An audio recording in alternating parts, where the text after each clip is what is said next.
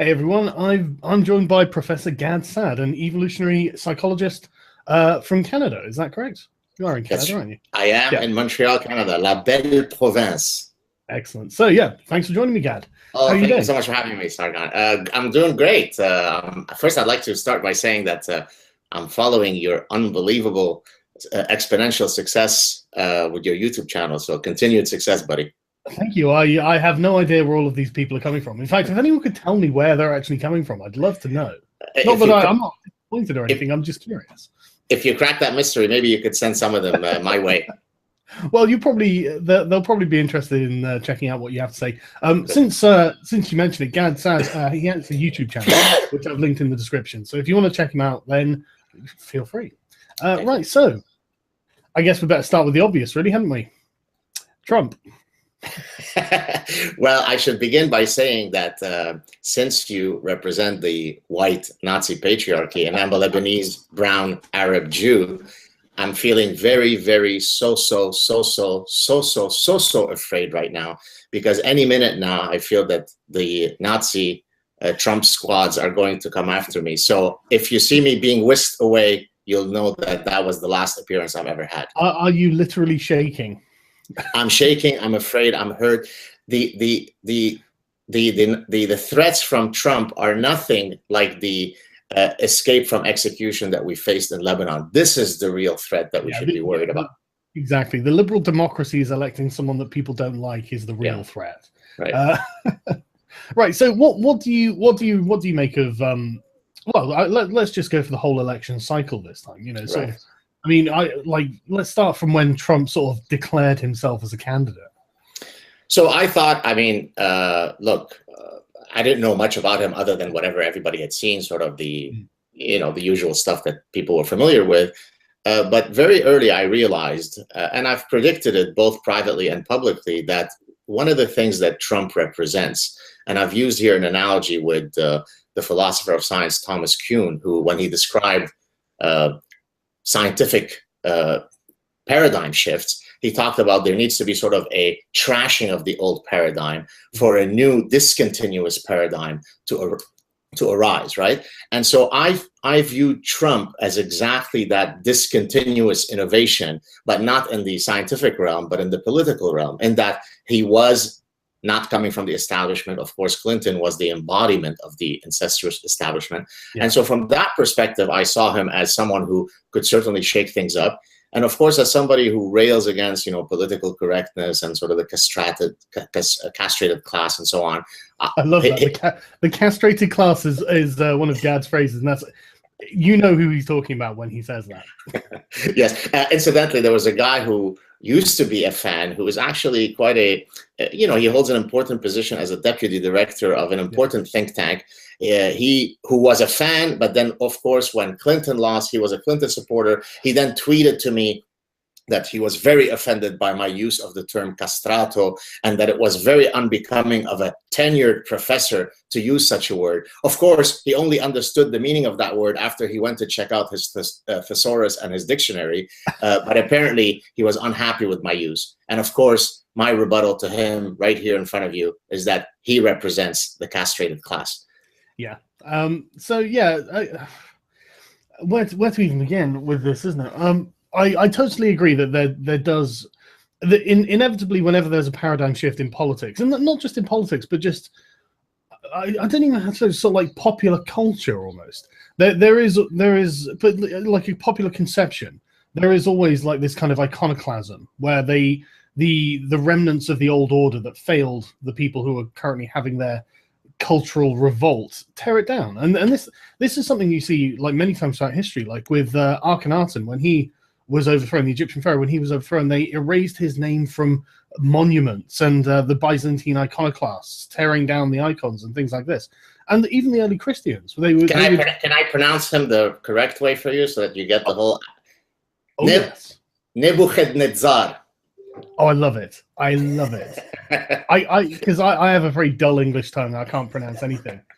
Yes, Nebuchadnezzar is how we say it here, and it's terrible. But, what I love about Babylonian names is just how long and unwieldy they are. Right.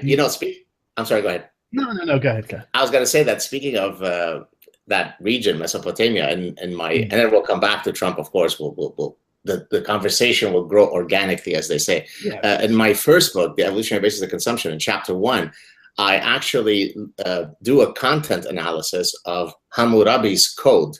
So for those of you, for those of you who don't know, this is the oldest known. It predates, if I'm not mistaken, Mosaic code. Oh yeah. And I think it had 283 codes, if I'm not mistaken, most of which were found. I think there's only a few missing. So I took each of the codes, as stated in Hammurabi's code, and then I demonstrated how those codes map onto specific evolutionary principles to demonstrate that even though Hammurabi and his gang might not have been evolutionists in the sense that they didn't study evolutionary theory, there were Darwinian beings who understood human nature. So that's how you would, in this case, apply evolutionary theory to study legal text. Yeah, and do you know what I find most interesting about this as well? Is everything. This is what really annoys me about a lot of things. But like, if you look at I should have thought of a way of phrasing this more eloquently.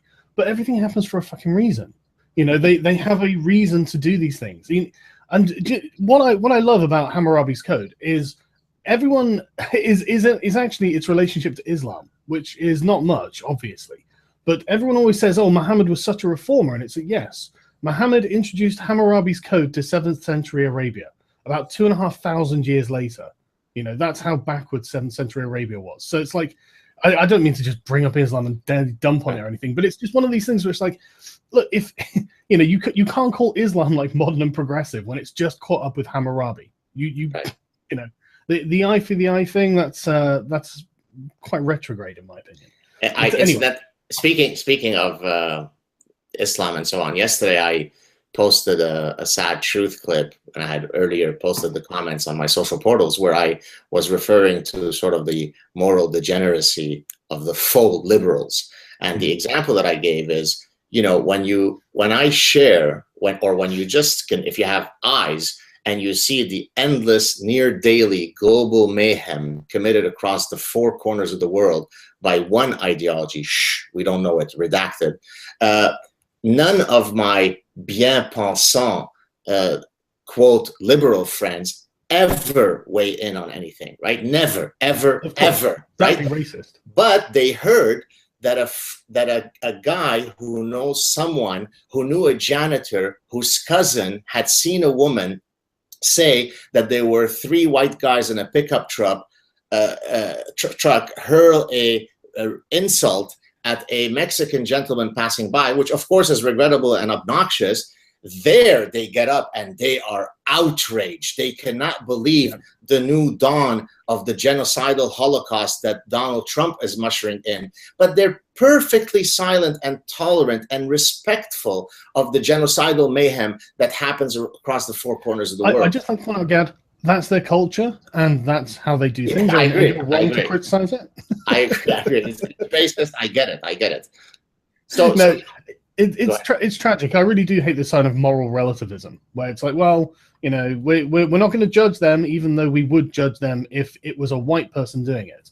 Well, you would judge a white person if they did 1/1,000,000th of what you see on a daily basis, right? Absolutely. I mean, the example that I gave, while written in a language that suggests that it might be hyperbolic, it really isn't. My satire is profoundly correct and accurate, right? I mean, they are incredibly angry that someone said Trump is taking over, and then they hurl some obnoxious racial insult. Of course, that's regrettable. Of course, no decent person should do that. But if that moves you, as it should, then how much should you be moved by all the endless mayhem we see on a daily basis? Well, they're not moved at all. Well, what drives me crazy is, and I hate that George Bush was the man who introduced this into the public dialogue, but the soft bigotry of low expectations, it really annoys me, because it's like, look, if it's wrong for a white person to do it, and it's not wrong for a brown person to do it, then you are saying that brown people, by definition, are morally inferior and cannot be expected to uphold the moral standards of white people. Right. And it's just like, okay, that's really fucking racist. That's saying that they are inferior because of what they are. and I don't agree. I think they're absolutely capable of upholding the same moral standards of me, and I expect it, which is why I'm so judgmental of Islam. And I don't see why there's a problem with that. And I don't see how that could be considered racist, which obviously it can't. But this is what drives me crazy about it.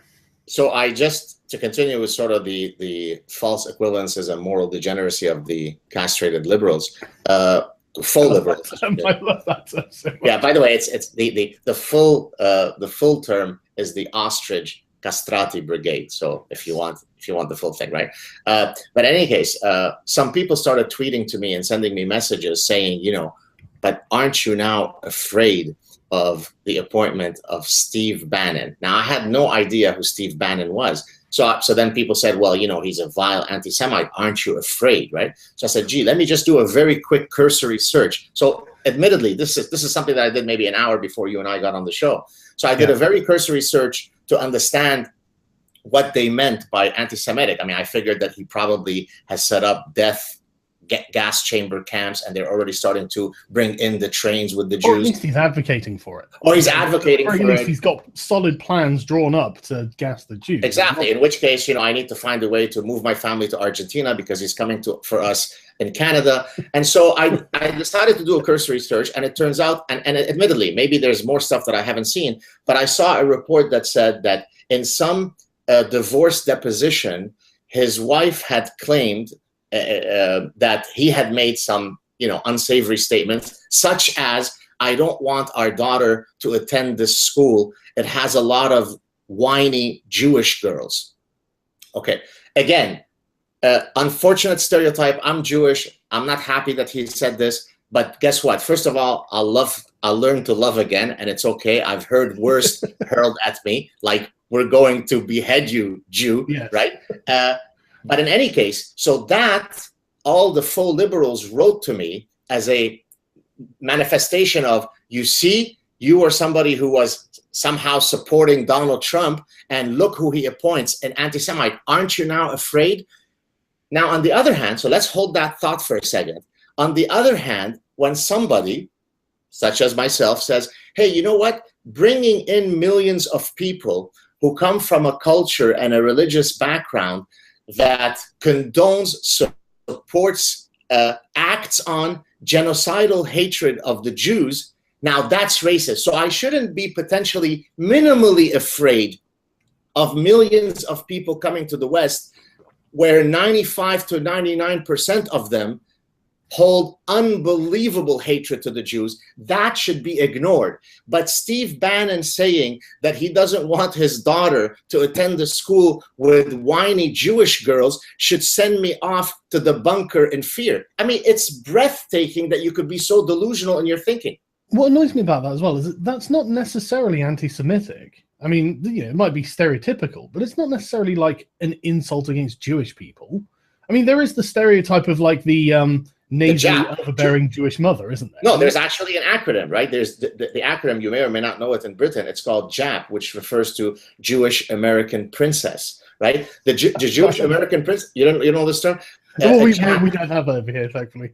Okay, well, I mean, I grew up in Montreal at a time when, of course, that term floated around. It floated around amongst Jews, right? So when a Jew wanted to denigrate another Jew, I can't stand those type of Japs, right?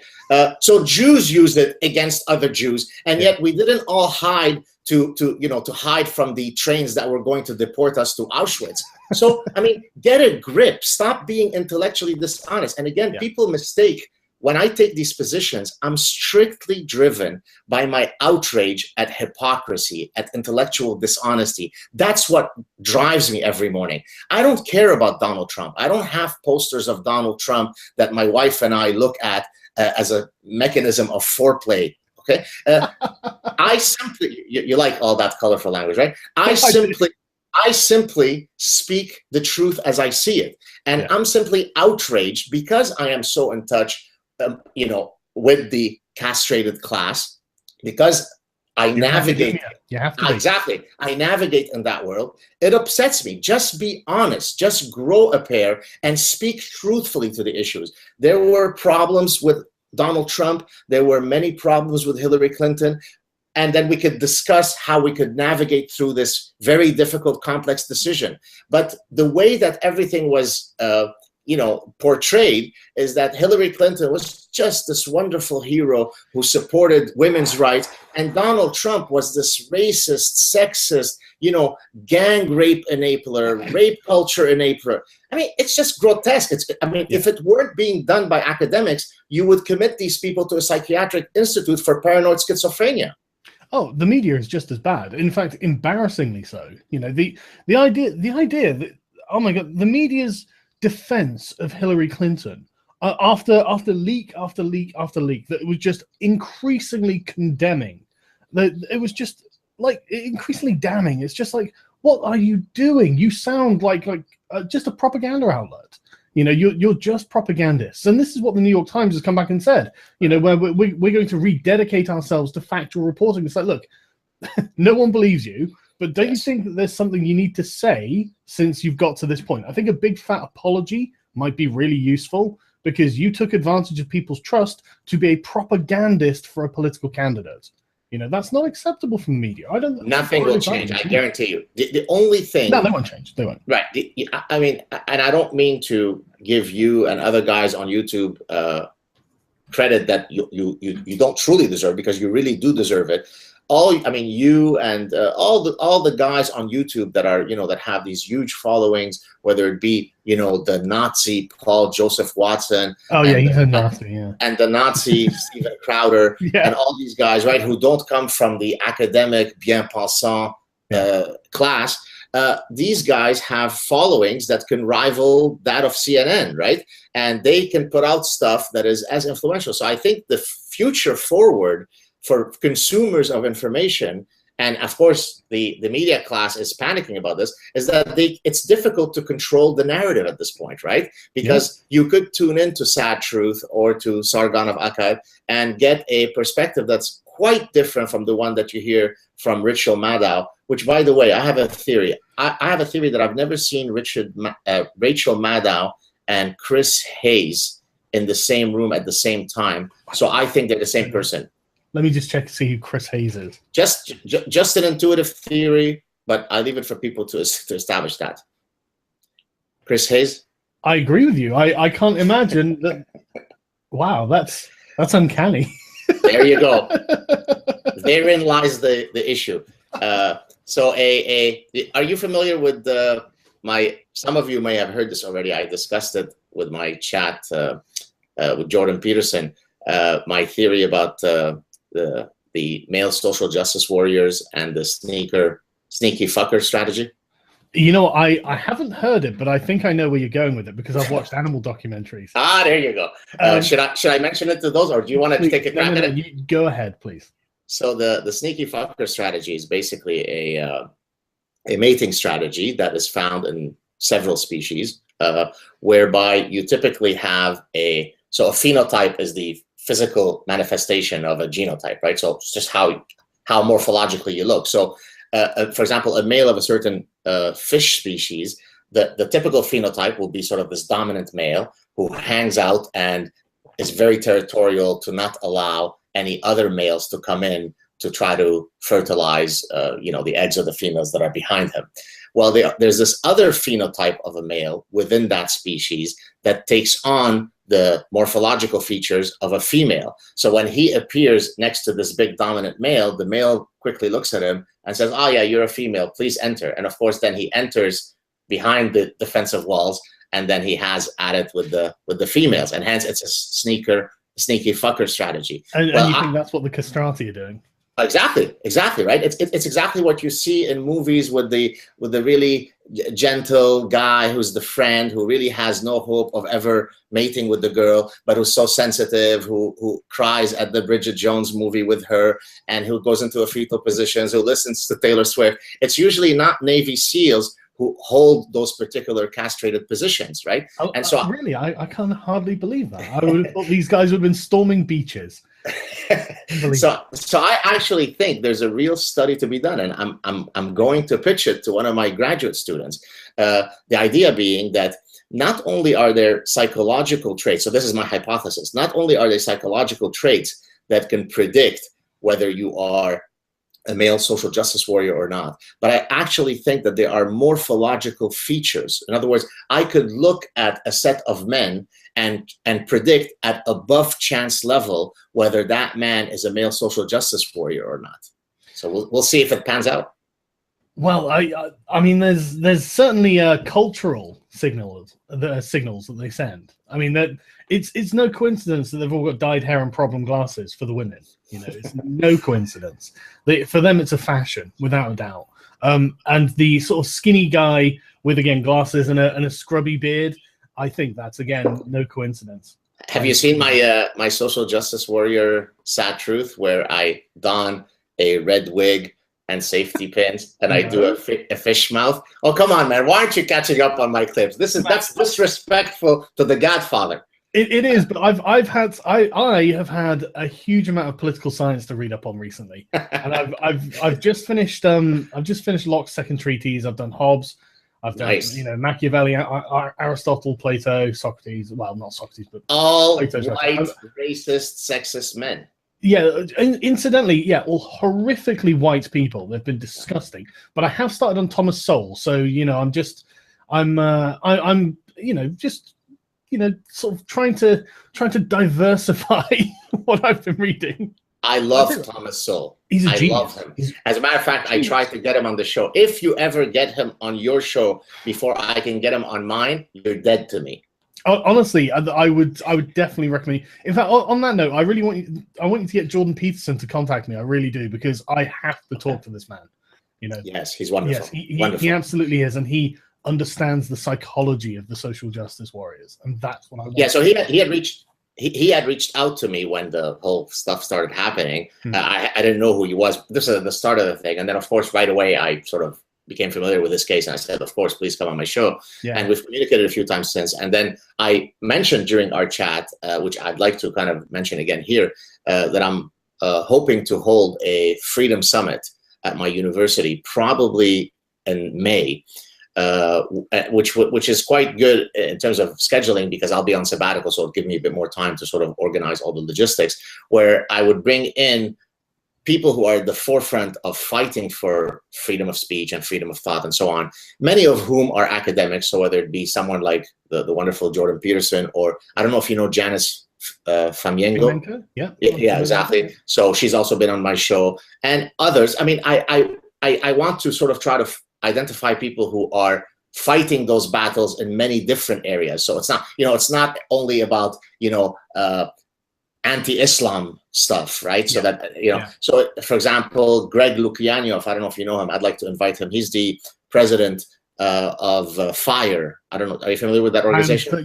For anyone who doesn't know, FIRE is the Foundation for Individual Rights in Education. Exactly right. They are they're fighting for individual rights. That should be all you need to know exactly how good FIRE is. Exactly. And so what they basically do, and he's also been on my show, what they do is they go around, and whenever there is a case of violations of First Amendment rights on campuses, typically they predominantly deal, if not exclusively, with university settings, then they will weigh in legally, hoping to overturn whichever violation has been committed by the universities. And I really recommend that people read Greg's book, Unlearning Liberty, which, again, when you read, you almost think that it's a satire, right? Where you have universities that dedicate... It's terrifying. Unlearning the... Isn't that amazing? Why would you want that? Why would anyone want that? Well, because speaking your mind might hurt somebody and might cause them to feel unsafe because you hold a different position. And of course, when the raison d'etre of your existence is to reduce hurt feelings instead of pursuing the truth, well, then that makes perfect sense, right? So then you dedicate on a university campus in the United States a small 0.01% of the full land, the land space of the university campus for free speech. I mean, think how outlandish that is, right? Here is the spot. There's an 18-foot by 19-foot square where you could go in there and exercise your free speech. The implication being what? Outside that space, you can't. I mean, North Korea could have. It's a tacit inference. You can't say that everywhere else is a free speech zone if you have a free speech zone. Everywhere else, by de facto, becomes not a free speech zone. and they would say, well, if you want to speak like that, go to the free speech zone. It's terrible. It's terrible. Or free speech wall, by the way, where they set up a wall and they you could write whatever you want, right? Well, what if I want to step outside that wall and say whatever I want? Then I turn to North Korea. So I've got the wall. The wall is the West. Outside the wall, it becomes North Korea. Yeah, I don't understand why anyone would agree to that. I can't, and the worst part about that is it's incredibly underhanded. Say, well, you can have free speech. You just have to do it on this wall. And it's like, no, I have free speech, and I don't have to listen to what you say. I have that as a basic human right, so I don't have to go to anywhere that you want me to go to exercise my free speech. And there's nothing you can do about that, or at least there shouldn't be anything you can do about that. Right.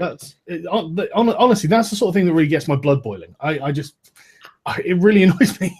How do you compare at this point? I mean, now we could talk certainly about Brexit if you'd like or not, but how do you compare generally the British context regarding all the issues that we're discussing in relation to, say, the Canadian versus US reality? I have my own sense, but I'm wondering what you think.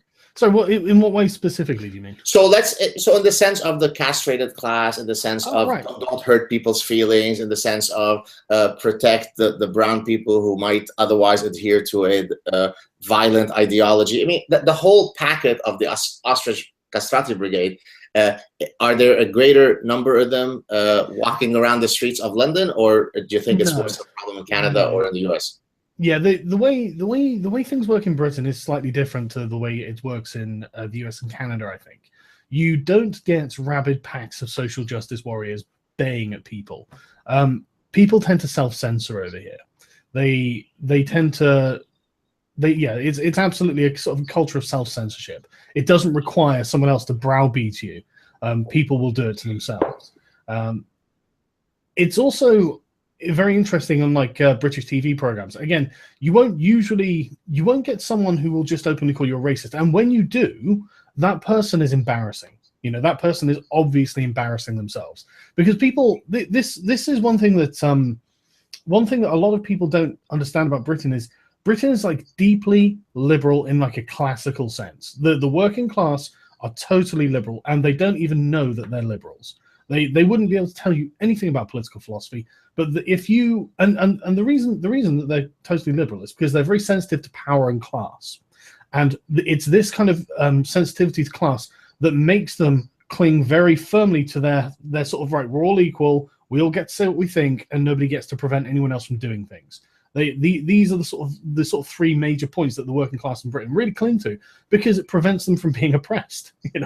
So the SJW nonsense doesn't go down well at all. Right. It doesn't have popular support, obviously. It doesn't even. It has support in the sort of intellectual media classes. But again, they don't come out and just call people racists. In American media, you see them doing this at all. So and so is a racist. As a headline, they'll do that as a headline. You don't get that here. They'll say so and so accused of racism, or something along those lines. But it's very rare. It's unseemly. People. It's even with someone like Nick Griffin, who's the leader of the British National Party. These might actually be legitimate racists. People don't tend to, in say panel discussions on TV, openly attack him on that. They'll attack something he said as racist rather than calling him a racist.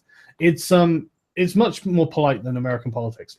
And what about in the university context? Does the cancer of sort of safe spaces and microaggressions and trigger warnings, is it now fully spread across the universities? It's not fully. There are certain major universities that are becoming infected. Places like Oxford and Cambridge have recently instituted safe spaces and trigger warnings and stuff like that. And there was a big backlash. I actually haven't kept up with what's gone on with that, so I assume that they're still in place. But there is a lot of resistance to it here, because the idea that someone can prevent you from speaking your mind is anathema to the British character. There's the idea that someone has the right to tell you can't say something is just unheard of. Absolutely not. And this this is really deeply a British trait. There is no respect for politicians in this country. Right. You know, we British people watch American politics in awe that the Americans seem to have respect for their politicians. You know, at least the supporters of those politicians seem to have respect for those politicians. Whereas in Britain, the people who support politicians, they don't seem to have respect for them at all. Well, have you ever seen there are these rankings that come out in terms of, you know, the perceived prestige that people ascribe to different professions? Yeah. And, you know, I haven't kept up with the sort of the yearly, but yeah, so I think politicians rank slightly below scum. I mean, literally the scum that grows on rocks. It's just, you know, really, I mean, I mean, in a sense, it's quite sad to see that this is the state of affairs, right? Because you'd like to think that there isn't a self-selection bias whereby those who go into politics are self-selecting on precisely the fact that they're likely to be quite scummy in their character traits, right? The people who are otherwise, for example, my wife has told me, and I agree with her, because, you know, people will often write to me, say, oh, you should run for this and you should run for that. And I say, what do you think? Do you think I should ever consider something like that? And I've never thought about it before. I'm an ardent academic. That's all I've done in my life. And then she always says no, because you're too honest, right? In politics, you know, even if you're supposedly honest, there's going to be instances where you have to bend and shake and twist the truth a bit. And I'm so exact in everything, probably maladaptively so, that, you know, saying one syllable that is out of the perfect truth would send me into a nightmare of looping and guilt that, frankly, it just couldn't work as a politician, right? Because I don't know, you've got no choice as well. Well, exactly. A lot of people got on Hillary because in one of the WikiLeaks leaks was that she has a public and private position, and honestly, I mean, practically every politician does this. And most human beings do this. You know, most human beings have a position that they will say to the average person in the street, and then something they will say behind closed doors. So, you know, I didn't crucify Hillary on that, because I mean, you know, it's not some sort of exemplar behavior or anything, but it's just something humans do. And what's really interesting in this country is that literally the average person has got very little respect for politicians, and so precisely because they never stand on principle. You know, they're there for money, they're there for the power and influence. So, you know, whatever. And then you get someone like Jeremy Corbyn who isn't, and he obviously is a man who stands on principle. It's just that his principles are basically communism. So, no, I'm joking. I know I'm going to get loads of. He's the guy. Is he the guy that's been accused of being an anti-Semite and all this? I haven't followed. Yes. Okay. Is there truth to that, or is it the same sort of anti-Semitic rhetoric that they throw at Steve Bannon? I doubt he is an anti-Semite. Okay. I really doubt he is. What the problem is that the problem is intersectional social justice, as always. As soon as you say treat Jewish people as a class, and as soon as you treat, say, Muslims as a class, then as soon as you look at Israel and Palestine, you find yourself being anti-Jew and pro-Muslim. Even though if you look at like the numbers of Jews and Muslims in the Middle East, then, you know, who's the minority? And if you look at the propaganda that you see on Qatari and Saudi TV, kids shows about what they would do with Jews if they could. Again, by the way, that's not just Qatari TV. I can give you a montage from all over those Islamic countries, even in countries that are not Arabic, and it's just simply breathtaking. Honestly, and for anyone who isn't aware, you can look up a YouTube channel called Memory, MEMRI TV, and they put clips with translations of the text of what's being spoken as text at the bottom from kids' TV, where they will be talking about things like killing the Jews and things like this on kids' TV. They propagandize children from a young age, and people wonder why they're so anti-Semitic. Just to interject, I think it was a cousin, I'm going on memory, who, if it was him who had posted this on my personal Facebook page, if I'm remembering correctly, he also escaped Lebanon for the exact same reasons that we escaped Lebanon, right? I mean, he's a Lebanese Jewish guy. And his response when I posted at some point something about memory was, and hence he is a king castrato, was, memory, who is it run by? So the Jewish guy who escaped Lebanon, just like me, but who is, who doesn't succumb to these impulses, these nativist impulses, who knows better, right? Ascribes this, I think it was him, but, I can't exactly remember. I love that so much. I mean, just the principle of it. Like, here are a bunch of people saying, hey, you know what we should do? Behead the Jews. And then you go, yeah, but I mean, who's showing you that they said behead the Jews? Look how awful those people who showed you they said behead the Jews are. It's like, no, I had this exact thing, and let me repeat it here. I don't think I mentioned it on your show last time. If I have, forgive me, it's worth repeating. At one point, this is maybe 5 or 6 years ago, I had received an email from a Jewish woman who was at the time a friend. Regrettably, she apparently is no longer a friend. She had written to me to ask me, hey, Gad, you really know a lot about this, the whole Middle East and Islam and so on. So what are your thoughts about this issue? Is it peaceful? How is it towards the Jews? And so on. I said, well, you know what? Rather than sort of rehash things that I've said a million times, I'm going to share with you a clip. And by the way, this clip is easily found. It can be found very easily on YouTube and on Vimeo. Which is basically a montage from many, many, many different countries of people in the media, politicians, imams, saying things about the Jews. It's about 20. I've been planning to do that myself, like a supercut of of all these clips. That clip already exists. Maybe you could add to the repository. But anyways, I could send you that link. Yeah, definitely. And anyways, so I sent her that clip, right? And towards the end of that clip, there is, now it's all chilling. I mean, it's all, any decent person would freak out, and not just because it's against Jews. I mean, if somebody were saying that about Muslims, I would be equally outraged. I mean, it's the fact that on TV they will advocate for the death of a certain group. Exactly, and the children are being, inculcated with this nonsense. Anyways, at one point there is an imam who, juxtaposed with the imagery of Nazi Germany, where the bulldozers are taking sort of piles of corpse, the mass graves, he is lamenting in a very sort of Arabic way. It's very difficult for somebody who doesn't come from that region to understand. It's kind of this lamentation where you sort of say, oh God, why have you forsaken us? No. I actually know exactly what you're talking about, because... Do you? Okay. Yeah, no, I do, because it's very old world Middle Eastern.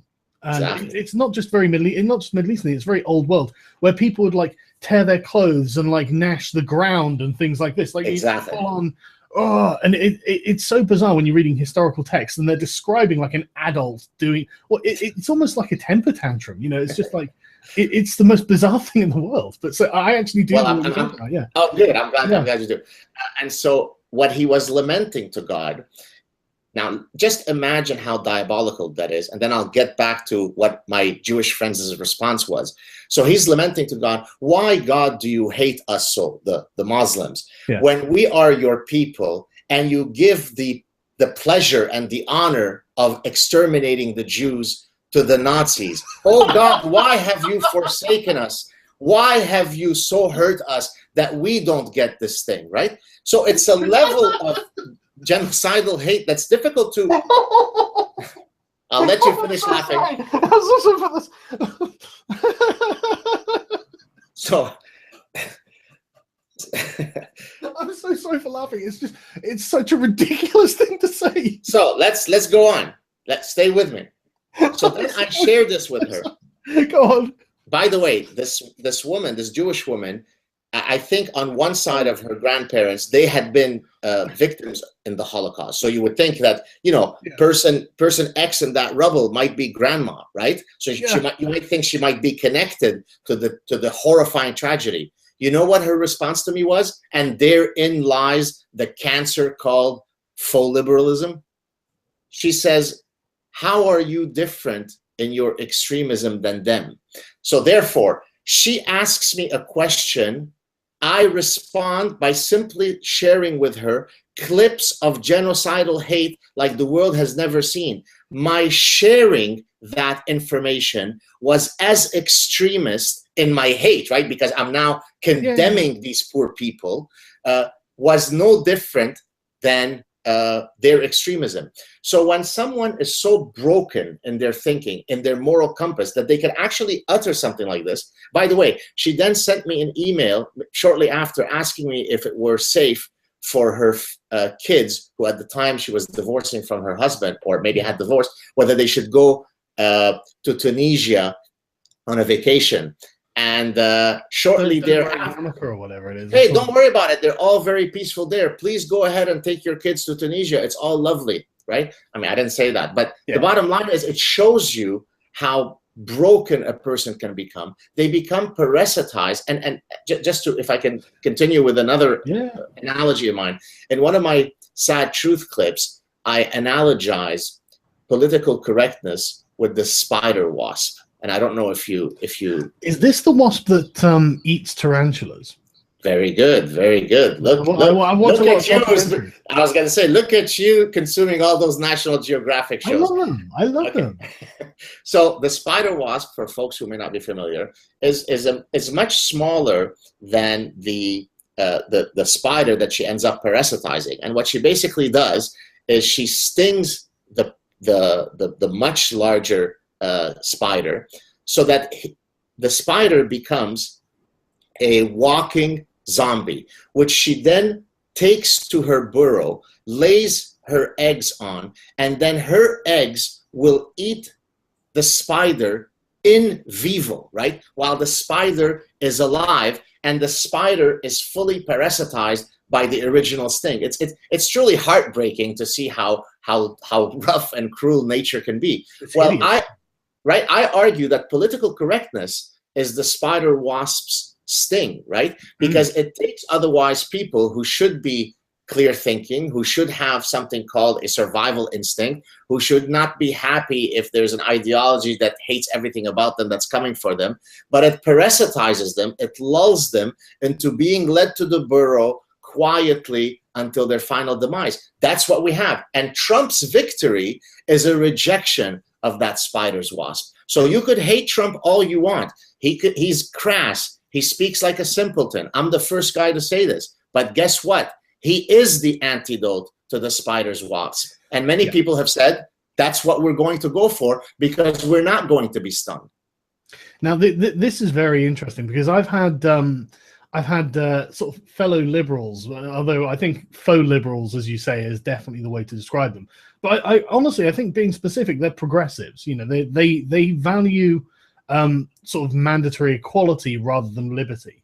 And I'm going to do a video on this, because people don't seem to understand that the progressivism, liberty is not the end goal of progressivism, whereas it is the end goal of liberalism. But I've had these people saying to me, oh, look at what Trump said, or look at what Trump's done. Aren't you insulted? It's like, no, I'm not really a Trump supporter. You know, I've said from the beginning, the man's a buffoon. He's a caricature. There's nothing to mock there, because he is the mockery. You know, what are you gonna do to mock Donald Trump? It just doesn't work. But they've acted like I'm like all pro-Trump and stuff. So, well, no, really, I'm just very anti-you. And since you were in support of Hillary Clinton and she's massively corrupt, that makes me very anti-Clinton.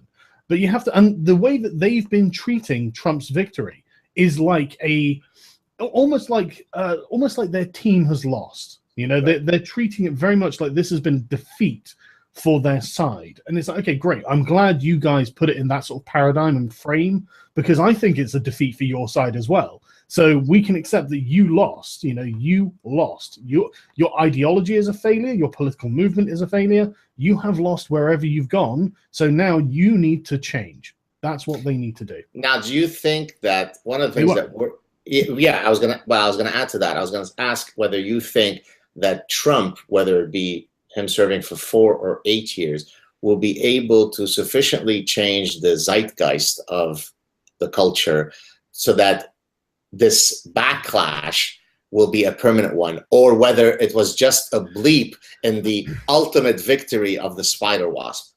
I think that social justice has reached its high watermark and is now receding. I don't think calling people racist or sexist or misogynist or Islamophobic or anything like that, I don't think it works anymore. I think that people are just tired of it. And I don't think it's kind of embarrassing, isn't it? When they're like, oh, well, you're saying this because you're a racist. And it's like, you don't know anything about me. You just look like some just hysterical child whose toy now is broken, and you don't know what else to do, so you keep banging the thing because you've got nothing else. I mean, do you have any other arguments other than you must be a racist or a sexist or whatever? Of course not. That's all they had, and now it doesn't work. It's one of those things. I mean, people. I see it in I see it in real life, where like people are just like, come on, let's actually talk about the issues. And I see like the progressives when they're talking on their own chat shows and stuff. Like, for example, the Young Turks, which are a favorite sort of case study. Just a. By the way, before you go on, let me interject. You shared a clip, and it comes from someone else, where you see Anna Kasparian sort of doing the "I'm better than you." Yeah. I love the music behind that clip. Oh, I did that. I made that. Oh, that's yours? Yeah. Well, I didn't make the music. I found it and I put it to the background. But okay, yeah. I'd like to know where that music comes from, because it is so dramatic and it's so well done. I should have saved it. I'd have to find it again. But anyways, go on. But yeah, Jimmy Dore has been. That's the lizard. It's the lizard, the guy with the tongue. Yeah, the guy with the tongue who spat in Alex Jones's face. All right. He's not as bad as he looks from that description. Especially when it comes to like progressive politics, because he understands one of his he's been very much on the side on the position of I can't support Hillary. If I mean, obviously Bernie didn't win the nomination for reasons we won't get into, and he has been very much, well, look, I can't support Hillary because she's she's a representative of the rich ruling class that hates the working class. And Jimmy thinks this because he comes from a large poor Irish family. And he's, they've got the sort of hang up of the old world sort of British class conflict just embedded in their minds, I guess. Whereas people like Sally Cohn and all that sort of, the sort of progressive liberal elites, they don't have that because she's the Sharia is liberatory for women. Oh my God, lady. Yes, she's wonderful. She's a true. Well, I call her actually Imam Sally Cohn because she certainly she has a much greater grasp of Islam than Sheikh Kardawi, the gentleman who's sort of the spiritual leader of the Muslim Brotherhood, who seems to say things that are in perfect contradiction to Imam Sally Cohn. So in my case, when I want to sort of navigate through the intricacies of Islam, I'd much rather go to a Jewish woman who probably went to Oberlin College than to Sheikh Karadawi. That's just me. But anyways, go on. Yes. Who's going to know more? Exactly. Islamic scholars or Sally Cohn. It's obvious, really. Yeah. But the thing is, you would think I think she's a lesbian, she's a woman, and she's Jewish. She would fare very, very well in the Middle East, by the way. Yeah, exactly. So when they're all like, if Donald Trump leaves, I'm going to flee the country. I notice they're not saying they're going to Mexico or the Middle East or anywhere like that. No, they're going to Canada. Right. It's like, why Canada? Why is that? What's so good about Canada that you want to go there? What's wrong with these Middle Eastern Islamic countries, Sally? They'd be so tolerant and accepting of your viewpoints, I'm sure. Well, there was a time when I think Sam Harris and Glenn Greenwald were going back and forth with each other. I didn't know at the time who Glenn Greenwald was, but I was following Sam, so I had watched their interaction on Twitter. And so, Greenwald was spewing all his usual bullshit. And so I had tweeted, I said, hey, Glenn, why don't we do the following test, which has become known as the GAD t-shirt test. You go to the Middle East wearing, I am a gay Jew or whatever, with a camera.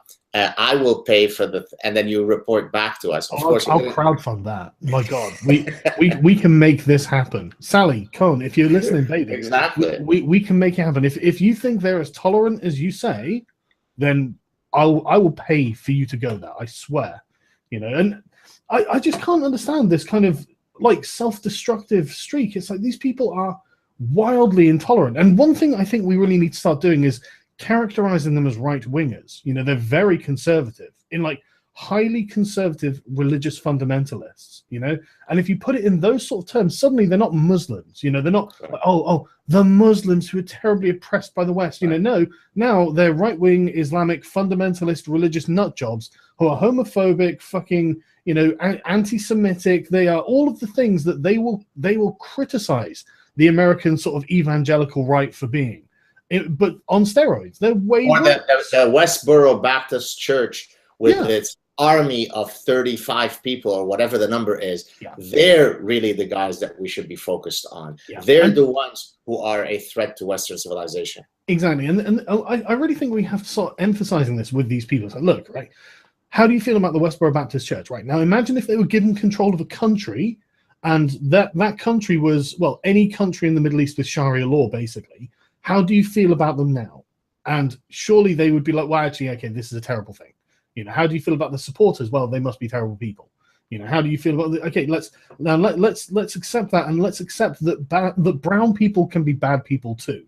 That's but they're bad because of what whites did to them. You always have to unfold history so that you get to the villain of your preference, right? And so all evil eventually leads back to the evil white guy, right? Until whites made up war, all the noble savages, right? The myth of the noble savage, walked around making love, holding hands, singing John Lennon songs, Imagine.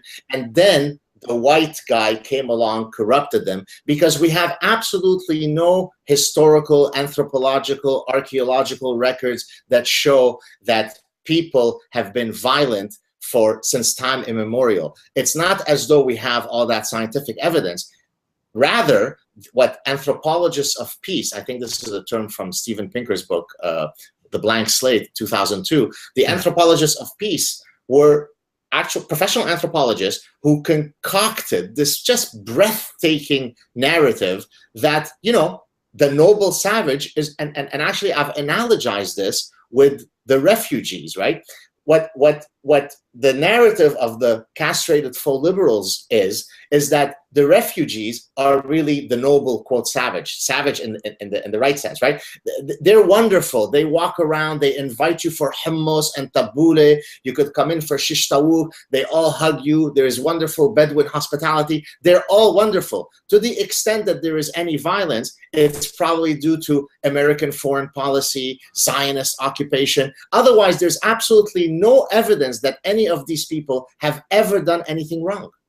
See, now that again, it's just infantilizing these people. It's treating them as inferior because they're brown. They're saying, look, the idea that these guys can have agency of their own and make decisions of their own to the point where they say, you know what, I actually think it's okay to kill X person because of Y reason, then to say that that's actually not a decision they have made is to consider them infirm.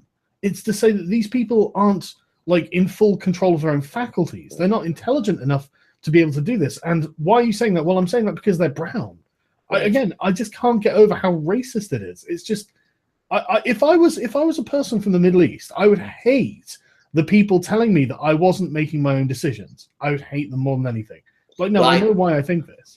Well, incidentally, I satirized some of this kind of stuff with on one of my sad truths, where I have an exchange between Detective Ostrich and a terrorist, right? And so Detective Ostrich, starts interrogating the terrorist, and he says, so why did you do the action that you did? Because it was going to blow up hundreds of innocent people. And so then the terrorist answers, I did it for my faith. Everything that I do is because of my faith. Here are the 7 quotes from my book that justify why I did what I did, blah, blah, blah. So then the guy answers, I see. So it's climate change that caused this, right? And I just go on. And actually, I'm giving a talk in 2 days at a terrorism conference, and I will, in front of some really I think generals and all sorts of ambassadors, and I'm going to actually read out that transcript, because in its satire it's sadly accurate, right? There is absolutely nothing that the terrorists can say. I think Faisal Saad al-Mutar, I don't know if you know him, he was on my show. He's an Iraqi activist, smart, witty. I'm actually not familiar with him, no. His name is Faisal Saad al-Mutar. He's a guy who tries to connect activists on the ground in the Middle East with all sorts of ways to try to spread the message. You know, he's doing good work. And he was on my show a while ago. And he actually also satirized it, whereby he says, you know, what does it take? And of course, he's of a Muslim background. He escaped Iraq. I think Al-Qaeda was after him and his family. So it's not as though nobody important. He's done nothing with Islam. He doesn't know anything about Islam, basically. He doesn't know what he's talking about. Nothing like Ben Affleck, who really knows Islam, right? Yeah, so, he is in fact a gross racist. So please carry on. Exactly. And so he said, look, what does it take for a terrorist to be taken seriously when he gives you the exact reasons why he's doing something? No, it's due to lack of art exposure. Let me just share a few of you. I don't know if you know a couple of these. I actually listed the purported motives that the castrated class has come up with to explain why these terror acts happen.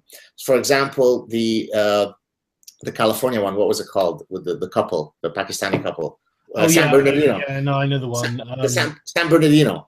Yeah. So that one was in part due to, and we're both bearded, it was in part due to beard bullying, right? So sorry, due to what?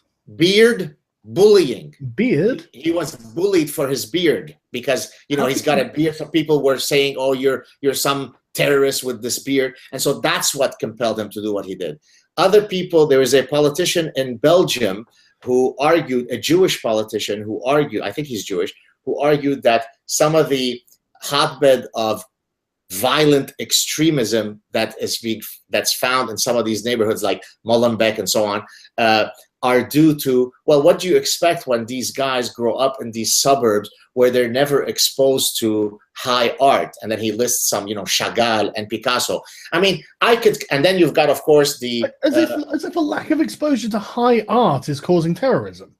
Well, that's what he thinks. We got Bill Nye, who gets on Huffington Post Live with actually a guy I was on a show recently, Josh Zepps, where he, immediately after, the bodies are still warm from the Paris terrorist attack, and he provides a causal narrative of how the Paris attack was due to climate change and solar panels, right? So when someone could utter such stuff, now watch, some idiot on this show will put in the comments, no, Gad Saad is satirizing incorrectly. No, I'm not. Here's exactly what he said. There was a drought in Syria. This caused some of the farmers to move to the urban areas. Because of the urban areas, there's increased density, which causes increased friction. There's increased price of food, and ergo, this creates the, forgive the pun, fertile environment. You're right. So when people go to Raqqa as part of ISIS to throw the Shia dogs off buildings, that's ultimately linked back to solar panels. What I love about this is the geographical determinism argument that he's making. But all he's explaining is how the people came to be in the locations anyway. You know, he's not explaining why they do what they do. He's just explaining the sort of, you know, natural forces that press them to move into a certain area.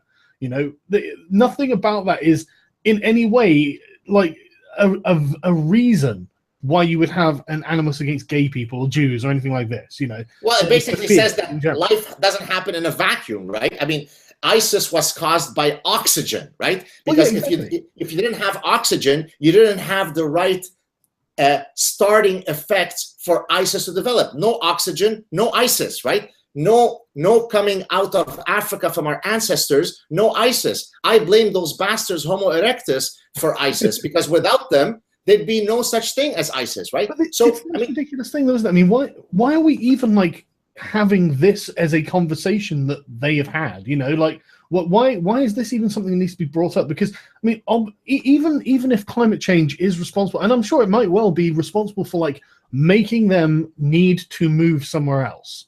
You know, I mean, for example, if climate change forced the French to migrate like to Egypt or something for whatever reason, you're not suddenly going to start getting terrorist attacks by French people in Egypt. You know, there's going to be no like.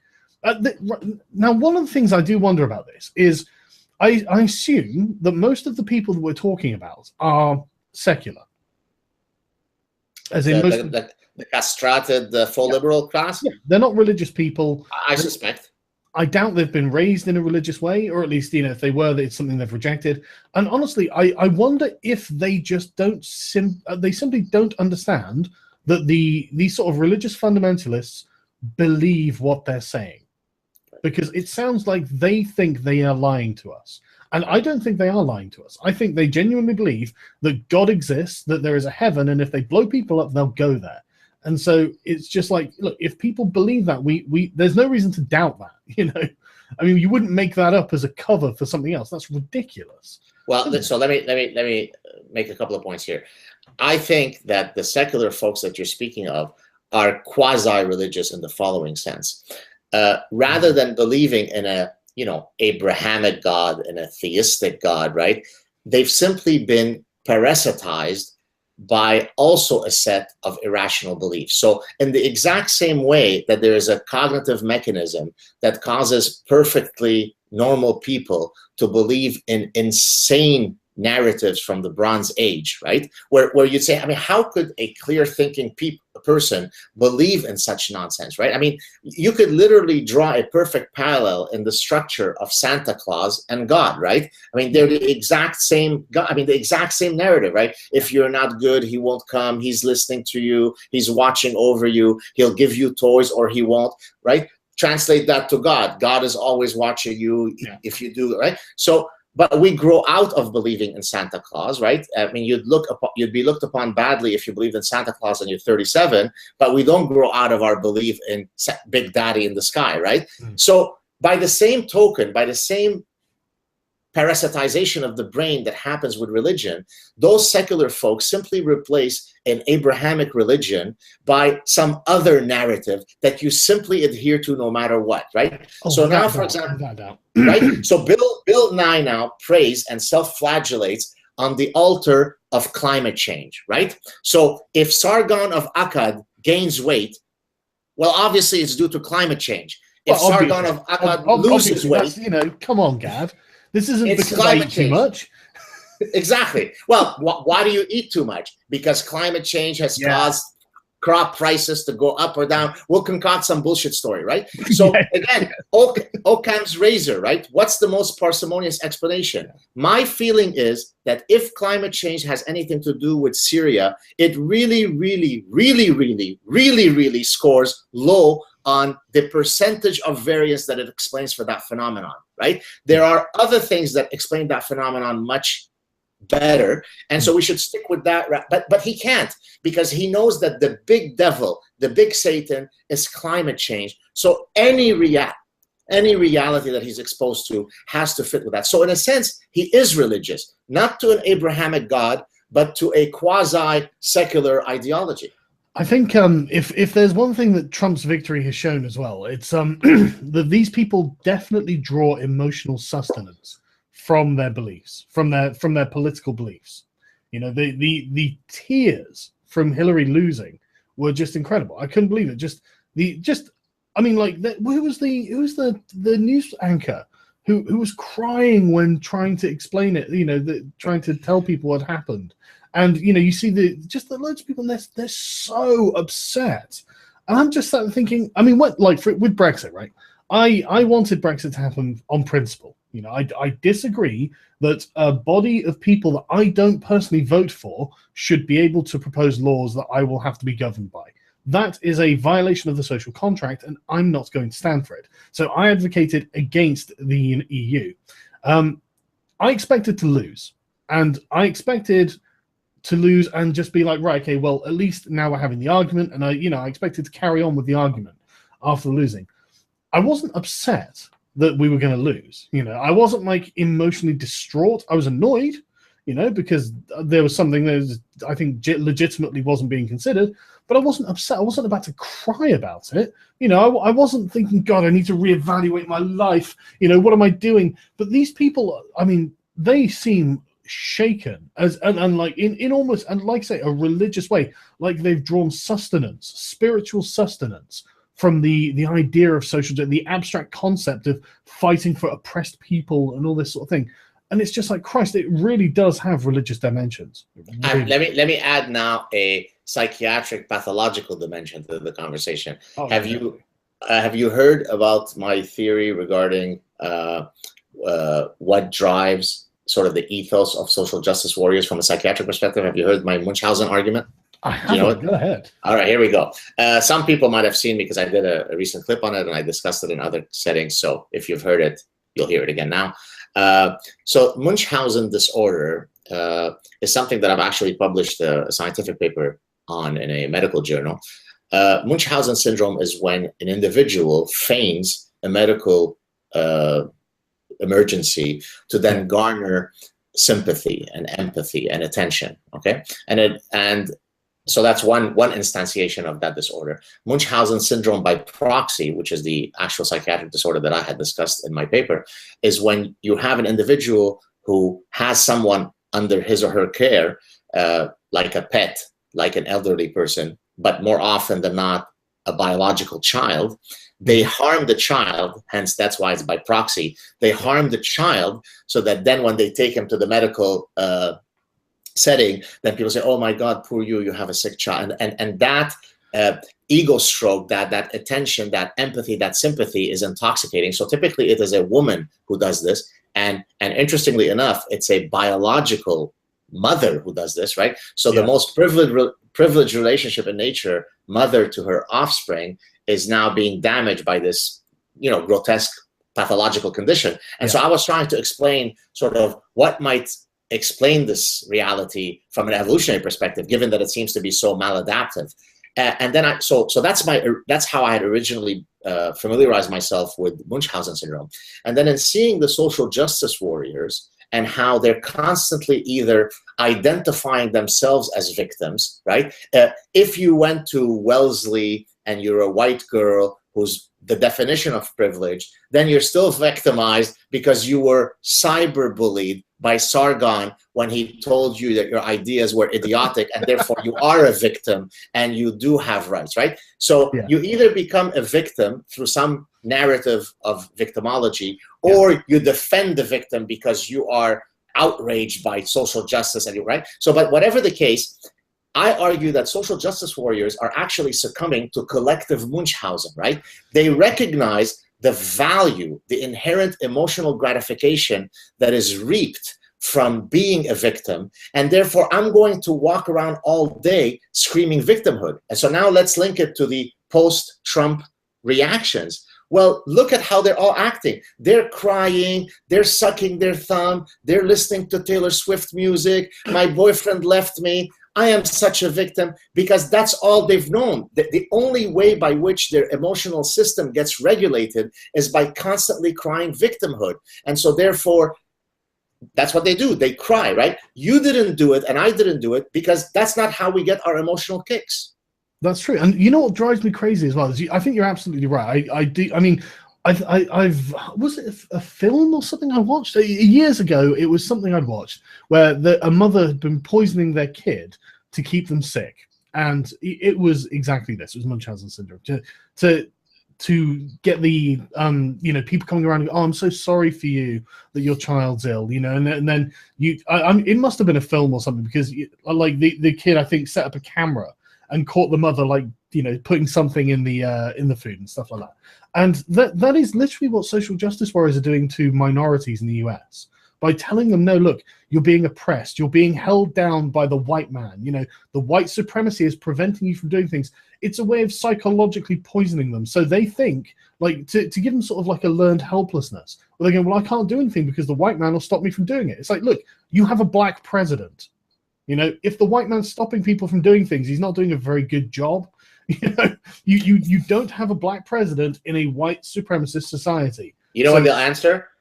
Yeah, sure. So, they gave us this win, but on a daily basis in our daily interactions, we can't go to the grocery store and buy our tomatoes without the endemic institutionalized racism that we have, right? I mean, it's just the victimology narrative is endless. Now, does this mean that racism doesn't exist? Does this mean that in the dark hearts of human nature, people are not going to continue to be idiots and hateful? Of course not, right? But is the US a place today where there is endemic institutionalized racism?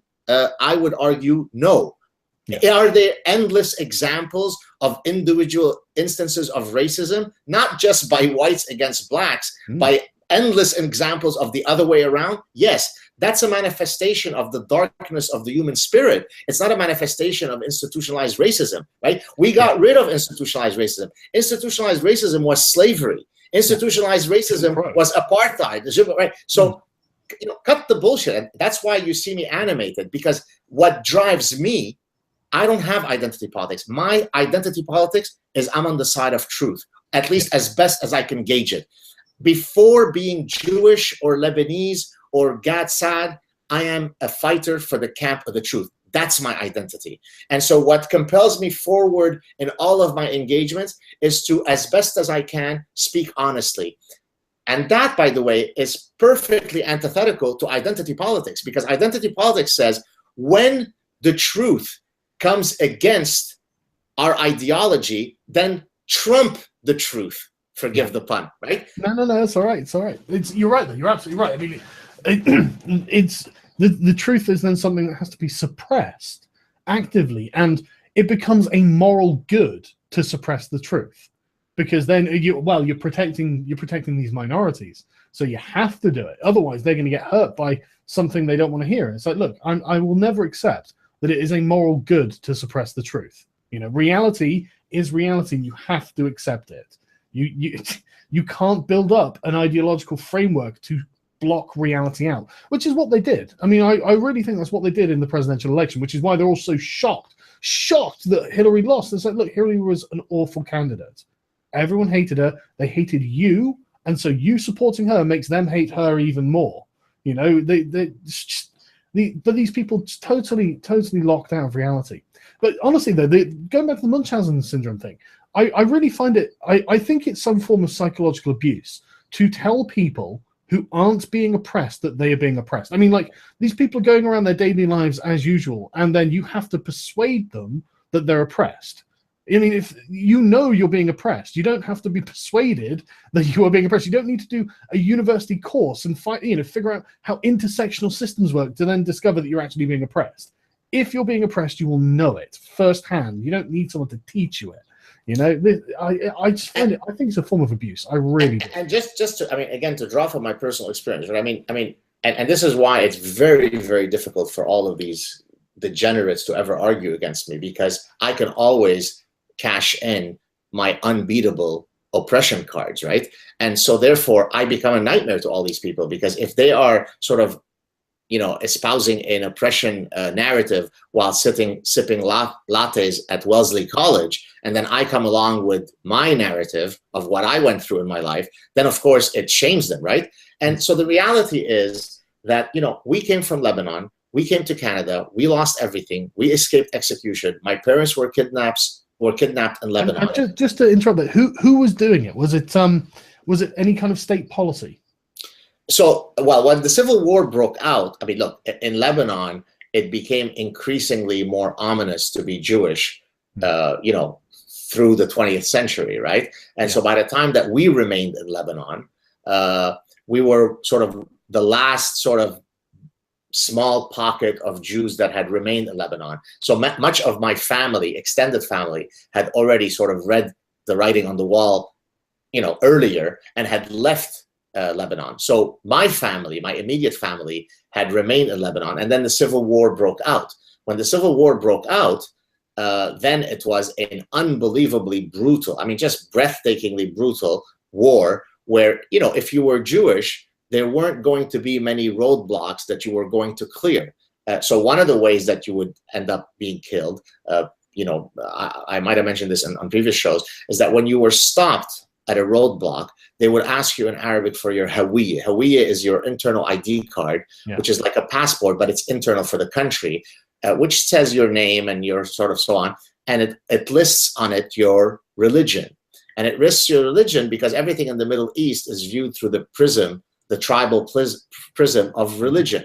Now, if you have written on that hawiyya, that ID card, it was written Israeli. Israeli is Israelite. Israeli instead of Yehudi, which is Jew. So not only were you tarred as a Jew, but you were not even Lebanese in your identity, even though we had nothing to do with Israel, right? We were Lebanese. We're just as Arabic as everybody else, right? We're born and raised in Lebanon. You don't in Lebanon, have an Israeli passport. Exactly. So for all sorts of reasons, which we can or not get into, I mean, you know, the imminent execution of the Saad family was happening anytime soon.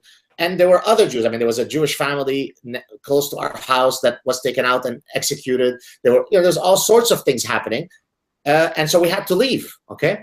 Now, we left, you know, and I could tell you stories that you wouldn't believe are from a Rambo movie of things that I've seen. The killings, the brutality, it's just unbelievable stuff that I've seen. And the stuff that you see with ISIS is what, you know, we went through in Lebanon, okay? 40 years ago, okay? And we escaped that. We came to Canada. We had nothing, right? So if anybody has the right to be a victim, it's us. It's us when we came to Canada. But guess what? We were proud people. My parents didn't accept this kind of stuff. They were humiliated in the sense that they were very successful, wealthy people in Lebanon. They're now starting from zero, you know, in their 40s and 50s.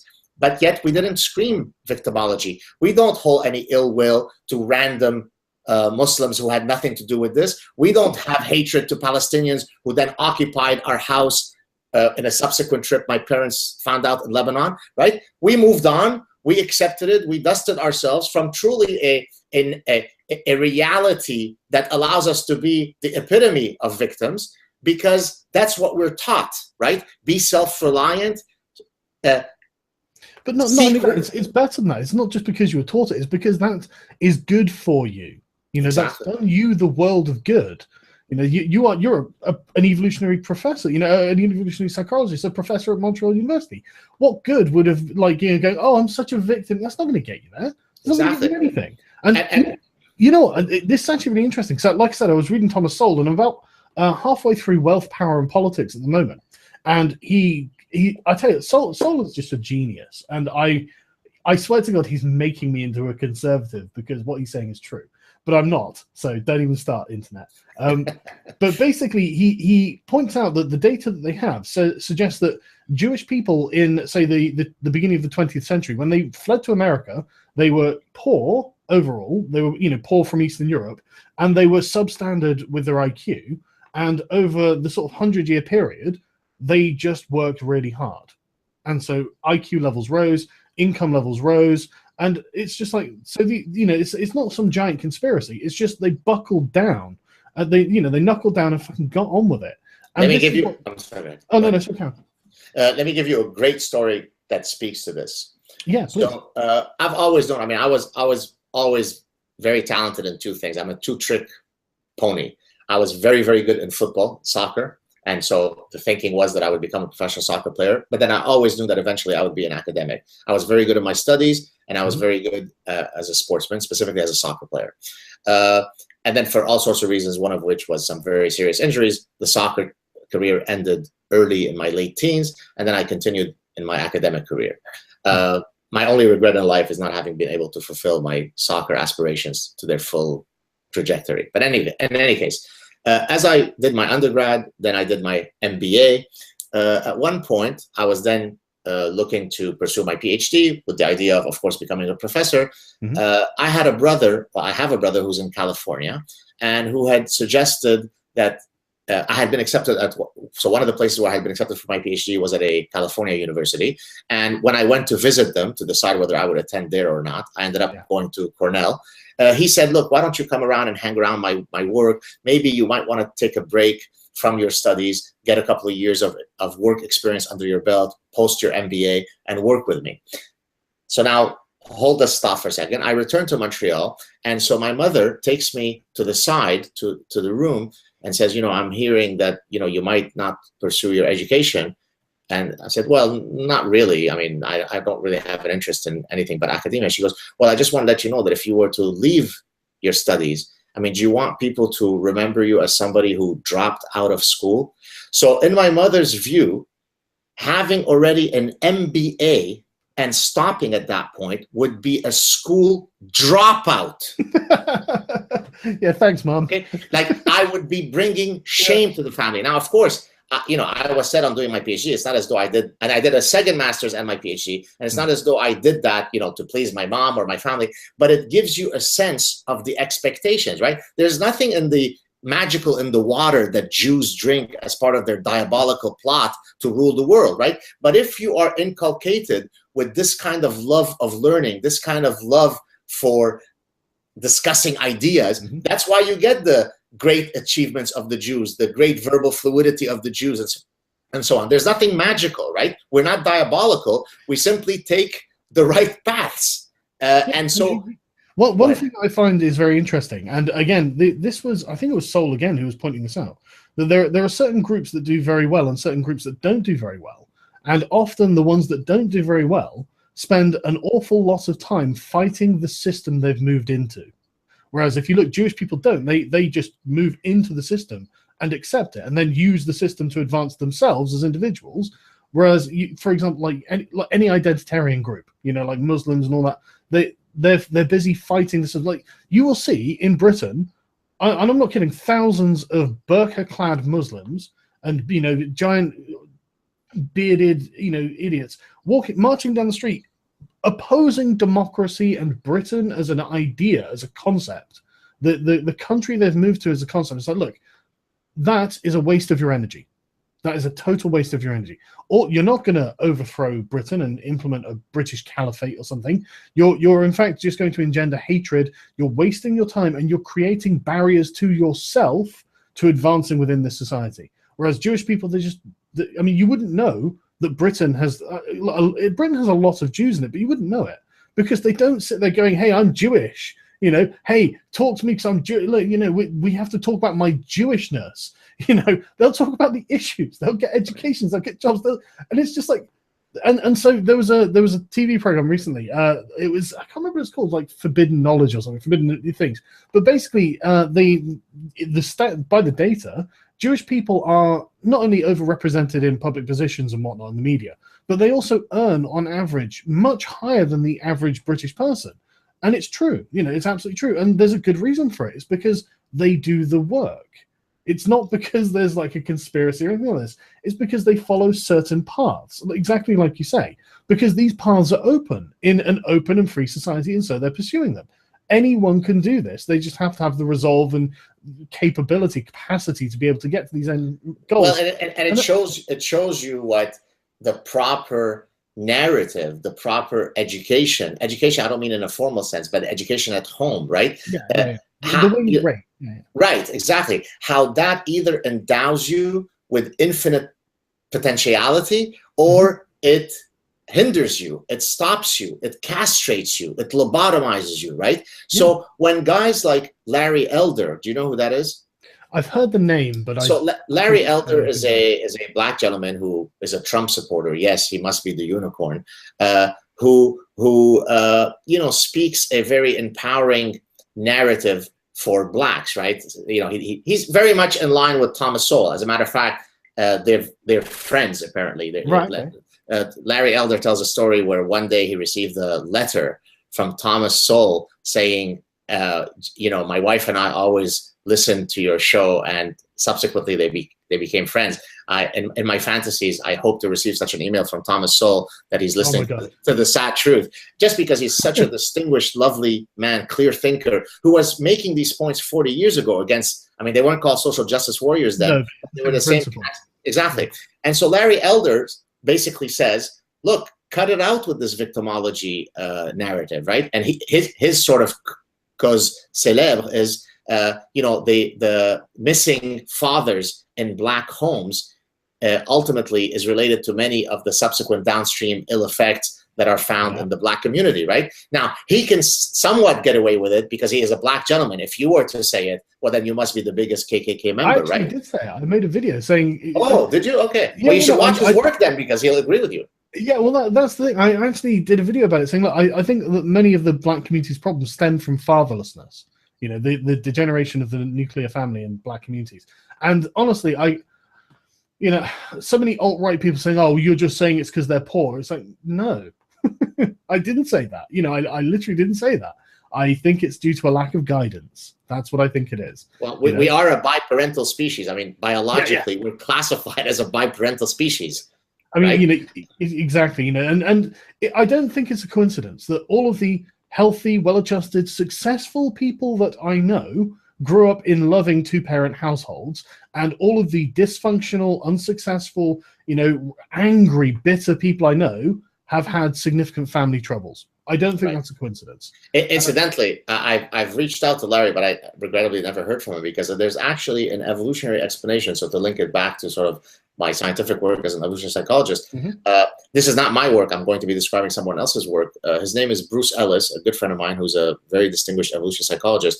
His main area of research is looking at, well, in French you say ménage, in English you would say menarche, which is the onset of the menses for a little girl, right? So the onset, so it could be at 10 years old, it could be at 12. So whenever the first onset of your menses, that's menarche, okay? And so he has shown through, wonderful research that the onset of a girl's menarche is highly correlated to father absence. Specifically, I'm not sure what menarche is. I've not heard this term. So menarche is when the first onset of the menstrual cycle of a little girl is. Okay. Yeah, okay. Yeah. So it varies, right? There is a window. Yeah, of course. It could be as early as 10. It could be as late as 14, 15, right? So that variance has been shown to be highly correlated. So this is, in a sense, supporting the Larry Elder argument. So it is highly correlated to father absence. So in terms of an environmental variable, so here's a physiological response of a body. By the way, this shows you how evolutionary theory completely recognizes the importance of the environment. There is no such thing as the bullshit biological determinism. Anybody who says biological determinism is simply advertising their idiocy, right? I mean, those terms mean nothing, right? You could utter gibberish that is as profound as to say that something is biologically deterministic. Okay, it's just idiocy. It's stupidity. Okay, so father absence is what drives menarche. Specifically, if there is no father in the home, then a little girl hits menarche earlier. In other words, she enters her reproductive window earlier, right? And I've been thinking about how to link this to certain consumer behavior principles. So as a matter of fact, I had contacted Bruce Ellis to pitch the following idea, which I'll mention here. So taking this idea, so might it be the case that, for example, little girls will start beautifying themselves in a sexual signaling manner earlier as a function of whether their father is present or not, in line with this idea. So there is something beyond just the data out there. There's actually evolutionary principles that explain the relationship between having a two-parent household and all sorts of downstream effects. And I suppose that this would be, from like the evolutionary perspective, this would be, the reason for this would be to, well, presumably make her suitable as a mate. Well, it's the fact that there are several arguments, but one argument is that once you no longer have a sort of a male that's around to protect you and so on, then you sort of will enter the reproductive market, right, earlier, looking for another. The way I'm thinking it and picturing it, I would assume that it's something like, from an evolutionary perspective, if you're like talking like 100,000 years ago, human beings living in caves, not having males around. Okay, so the young girl doesn't need to go through puberty because she has adult males around her to protect her and all this. From a biological point of view, theoretically, I would have guessed it would have been like, right, okay, so now you need to reach your reproductive age so you can go to another tribe or something, so you'll have physical protection from other males around you. And to get that, you have to offer them something, and breeding potential is what you offer. Right. Yeah. So as I said, that's one possibility. So one theory, yeah. So I will direct the people to Bruce Ellis's work. Yeah, definitely. But so 2 points to take away from this. Number one, so to reiterate that everything in evolutionary theory ultimately recognizes the interaction between the environment and biology. And the second point is that we are taking here a position that Larry Elders has staunchly defended, and then we are offering some evolutionary backbone to his arguments, right? And that's why I was frankly disappointed that I never heard back from him, because for somebody whose cause célèbre is to exactly talk about this, it's only helpful to him to have the scientific backing for some of his positions, right? It's not just about the data showing that growing up without a dad is bad and because it'll increase crime and this and that, but there's also evolutionary principles that shows that the manner by which a little girl's body responds is correlated to, I mean, that's a profound finding. Fascinating, isn't it? Yeah. So there you go. What else? What else have we got on the docket, well, Mr. To be honest with you, it's getting dark here, and so my camera, I can see that hardly anyone can see me, and I actually do have to go fairly soon, because it's almost time to eat, and I've got a few other things to do, and I want to go spend some time with my son. I haven't seen him today. Enjoy yourself. Always a pleasure. But thank you. Yeah, go ahead. But yeah, no, seriously, thanks for coming on. This has been absolutely fascinating. For anyone who wants to know more, and I do recommend checking Saad's YouTube channel out. You absolutely should. He does sort of like bite-sized clips. He calls the Saad Truth, which is a great title, and he'll go over just a concept, just an idea or something. And it's, like I said, it's like a bite-sized thing. It's easy to digest. It'll give you food for thought. So I do. Thank you for the plug. If I could just add, in addition to that, I also do longer clips where it could be lectures, and I also have a track of one-on-one chats. And so I've had more than 60 such chats with eminent scientists, philosophers, people in entertainment, anyone who is interesting and is worthy of having an engaging conversation. I bring on the show, as I did with you when you kindly came on my show. So it's a combination of things. I hope people check it out, and they can also follow me on Twitter at Gad, GAD, and I also have a public Facebook page. Yeah, so definitely check all that out. And again, thanks so much for coming on. It's always a pleasure when you come on, man. It really is. Thank you, buddy. Thank you so much. Great talking to you. Right. Thanks, everyone watching. Cheers. Bye. Ciao.